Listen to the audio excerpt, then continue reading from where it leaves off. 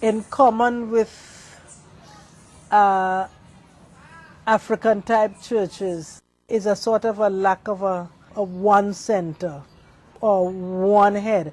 In Trinidad, in recent years, in the last 2 decades, I think, there have been movements towards bringing all the churches of the Spiritual Baptist churches and congregations under particular head. Yes, but this is a very difficult process. There is some consolidation. Okay. You mentioned Christmas and Easter and so on. Do they celebrate those in the same way that other Christians in the more established churches celebrate them?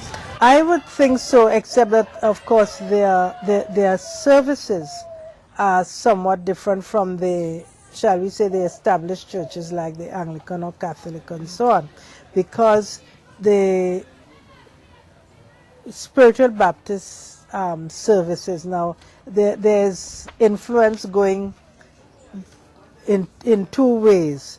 The practices of the Spiritual Baptists are influencing the mainstream, or shall I call it churches, and what the mainstream churches, their practices are influencing the Spiritual Baptist churches. Now, for instance, in the 50s and 60s and so on, it was common to see Spiritual Baptist male members dressed in long flowing robes, and sometimes the men would wear a very thick turban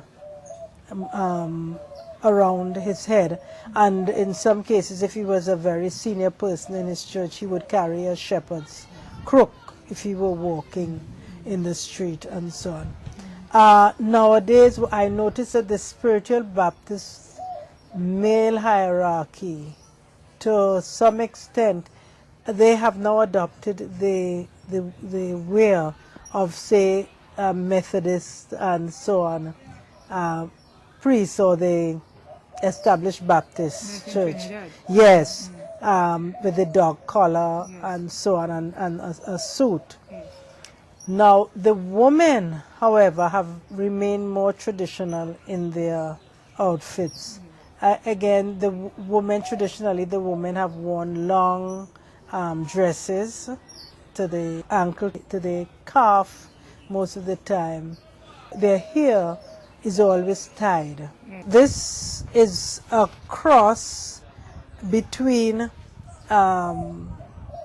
African traditional wear, where women, to dress properly, your head needs to be covered in some way. In West Africa, certainly, if someone had to go out on the road, if you were at home and you were going to the shop or the market, you would tie your hair. It's not, it would be dressing down. It's not good etiquette. So, so it's a cross between that kind of tradition and, I suppose, certain injunctions in the Bible about the covering of the head, particularly by women, and we see this in a number of other religions from the Middle East. So I think that there is a sort of correlation between, and so on. So the women have continued to be more traditional in their wear. And I must also say that the Spiritual Baptists have now, they have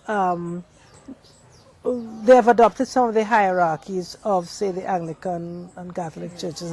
They have bishops and archdeacons and that sort of terminology, but more indigenous is their categories of membership. The church congregation is headed by a leader who is called a shepherd, if male, or mother, if female, and there are a number of other categories of persons.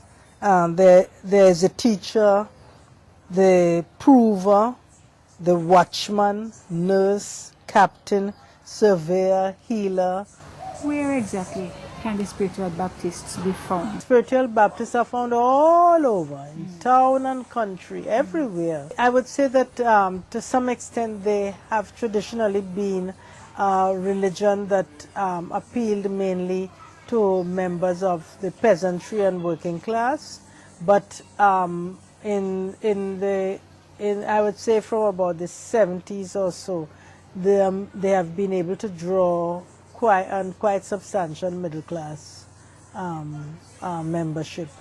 Their places of worship can be identified by flags, tall bamboo poles with rectangular flags in various colors, maybe green and brown and different things.